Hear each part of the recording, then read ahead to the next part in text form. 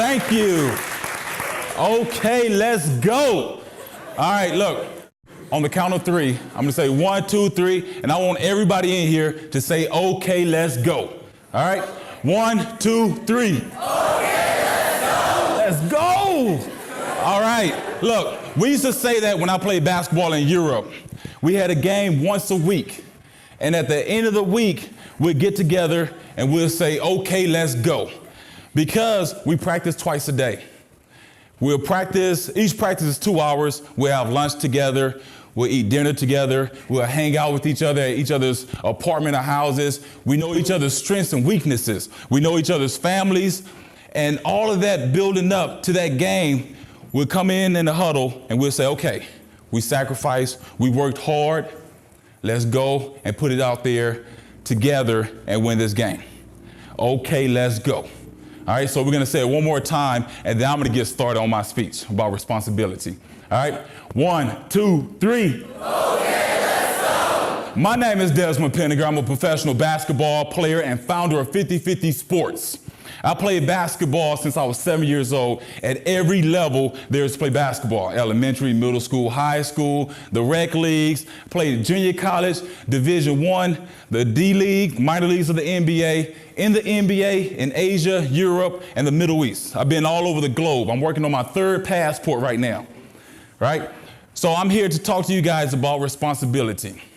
And I was just looking up responsibility on my phone, like the definition of responsibility. And it's like, to be responsible. And then I looked up accountability. It's like, to be accountable. So I'm really good at just making things up. So I made up my own definition of responsibility. My definition of responsibility is doing something that's gonna allow you to become successful. Also, doing something that's gonna help somebody else become successful. There's a kicker to it. The kicker is this: you gotta follow through. So just doing something that's gonna allow you to become successful doesn't mean anything if you don't follow through. Helping somebody out, hey, I'm gonna help you out, I got you. And then you don't follow through, it doesn't mean anything. When I was 10 years old, I had an experience with responsibility that kind of shaped the way that I looked at things in a totally different way. When I was 10 years old, we used to drive from California to Louisiana, Louisiana back to California. That's a 2.5-day trip, just one way. Driving through Texas alone is like 1 day. And while you're driving through Texas, like, there's the mile markers for the next big city. And I remember, I think it was San Antonio, and it's like 1,000 miles to San Antonio. That's a long time in the car. So you'll go to sleep, wake up, go to sleep, wake up. We didn't have a CD player. We didn't have a DVD player, a laptop. We had a cassette player. Yeah, I know. We'll put that cassette in and just let it play. Listen to the same songs over and over and over.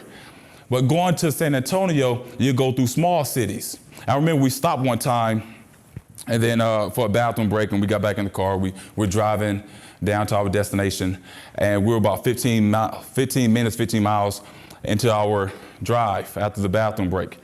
And we see something in the horizon, in the distance. And we didn't know what it was. It looked like a mirage, and we're driving closer to it. And then we could kind of figure out what it is as we're driving closer and closer to it. And then we get a little bit closer, and then somebody say, oh, that's a guy on a bike. He's riding a bike. Mind you, there's nothing. There's no buildings, there's no houses, there's nothing around. It's just a guy riding a bike on Interstate 10. He has 2 water bottles on the frame of the bike, 2 water bottles on the handlebars, and he's moving. And so while we're driving past him, we slow down to swerve around. And while we slow down and swerve around, look, I got 2 sisters and a brother. And we slow down and swerve around. And we roll down the windows and we cheer the guy on. Hey, good job, keep going. Hey, you're almost there, keep pushing, keep pushing. And his facial expression is stoic. He's not making any facial expression. He's just pumping along, just going along. And as we pass him by, I say to my sister, Did you see his face? She's like, yeah, that's a crazy man's face. Nobody would be riding a bike way out here in the middle of nowhere. And I'm like, nah, but like he didn't have any facial expression at all. Like he wasn't struggling. And then my brother said, yeah, it's like a movie. Like nobody just ride a bike out here in the middle of nowhere. Been in that car for that long, and I really analyze a lot of things. I just started thinking about that. Yeah, it is like a movie. Because he wanted to be there. He wanted to be out there. He was equipped with 2 water bottles on the frame of the bike, 2 water bottles on the handlebars. He wanted to be there.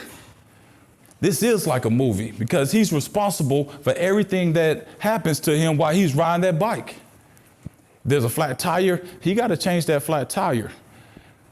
He can't push himself too fast because he's riding. There's another 30 miles to go to the next city. So from that point on, I looked at my life like it's a movie. And your life, the principles, everybody's lives in here is a movie. And in this movie, you are the executive director, you're the producer, you're the main writer, you're the starring actor, you're the casting director. You pick and choose who's in your movie. It's your responsibility to pick and choose who's in your movie, right? So while you living your life, living your movie, you decide that you want a little action in your movie. You know somebody that's full of action, that's adventurous. You hang out with them. But what you really did is hire them to direct a part in your movie. You want a little drama? Everybody knows somebody that's full of drama. You hang out with somebody that's full of drama. What you did is just hire somebody to direct a drama scene in your movie. If you feel like you're at the point where you need some romance in your movie, you hire somebody to add that romance in your movie. But along the road of while you're building this movie up, you realize that your life is not controlled by you anymore. You don't have the responsibility anymore. The action guy, he's taking over. The drama person's taking over. The romantic person's taking over. And you're just going the route that they decide that you should go. But it's your movie. You have the responsibility to hire these people. You also have the responsibility to fire these people. So you go up to the action guy and be like, hey, look, there's too much action in my movie. I'm going to kick back a little bit. You're fired. Right? Drama person, hey, there's too much drama. The suspense is really killing me. No more drama. It's your responsibility to do that. The romance person, hey, look, I wasn't ready for this. There's too much romance. All right? You got to go. Okay? Because it's your responsibility to direct your movie. Because in this movie, you're the hero. And do you all know the hero narrative in all movies? They all start from a humble beginning. They have this thing, this obstacle that's facing them from a goal they want to accomplish. This is your movie. You're the hero of your movie. And you got to go through these obstacles and you got to find a way around them or go through them so that you could be the hero at the end of your movie. Because you're the superstar and it's your job to make this movie a box office #1 hit. Because my movie is, I made sure that my movie is a box office #1 hit. And I have a lot of confidence because this is my movie. And it's your movie too. So to make sure that that movie is going down the right path, you got to be responsible to yourself. You got to be responsible to other people, and you got to follow through.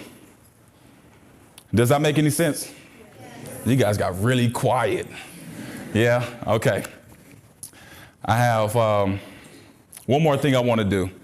Last speaking engagement I had, I said this speech, this poem by Rudyard Kipling, If. You guys know it? If you know it, raise your hand. Yeah, it's a really good one. I think it really signifies being responsible. Well, I was saying this speech last time and I fumbled and mumbled my way through it. And I said, next time I'm in front of people, I'm going to do this speech because I'm just competitive with myself. And I want to make sure that it drives me being competitive and trying to be better than I was the day before. So do you guys mind if I attempt to do this speech? No? Okay. And now I'm nervous. Everybody's quiet. You got to shake it out. Okay. If you can keep your head when all about you is losing theirs and blaming it on you. If you can trust yourself when all men doubt you, but make allowance for their doubting too. If you can wait without being tired of waiting, or lie about, don't give way to lies, or being hated, don't make way to hate. And yet, don't dress too good, nor talk too wise. If you can dream and not make dreams your master, if you can think and not make thoughts your aim, if you can face triumph and disaster and treat those two imposters just the same, if you could bear to hear the words you spoken twisted by knives to make a trap for fools, or watch the things you gave your life to broken, stoop and build them up with worn out tools. If you can make one heap of all your winnings and risk it on one turn of pitch and toss and lose, start again from your beginnings and never breathe a word about your loss. If you can force your heart, nerve, and sinew to serve your turn long after they're gone. I love the baby. If you can force your heart, nerve, and sinew to serve your turn long after they're gone, and hold on when there's nothing in you except the will which says to them, hold on. If you can talk to crowds and keep your virtue, or walk with kings nor lose the common touch. If neither foes or loving friends can't hurt you, if all men can count on you, but none too much.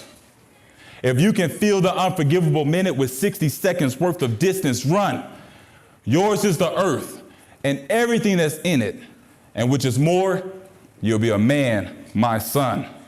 Okay, let's go.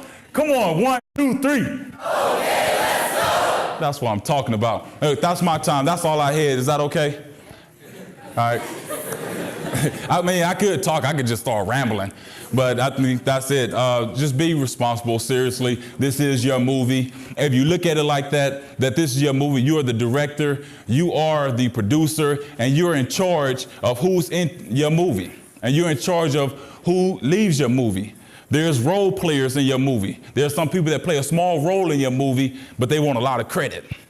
And there's people that play a big role in your movie, and you fail to recognize them. It's your job to make sure that you don't have any shady characters in your movie. Because we all know right from wrong, you know? So just make sure that you choose right over wrong, or maybe the unknown. Okay? I'm Desmond Penigar. Thank you.